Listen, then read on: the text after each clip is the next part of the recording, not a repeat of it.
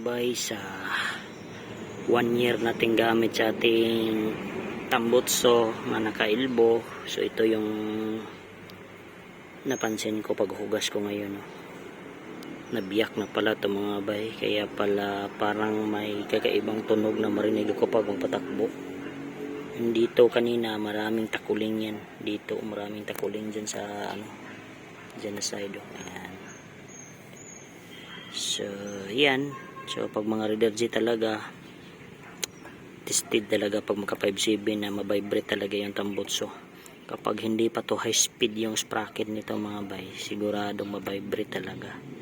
Pag makabalance yung crankshaft, yun, all goods. Hindi na to mabibrate mga bay. So soon ko na to ipabalance yung crankshaft mga bay.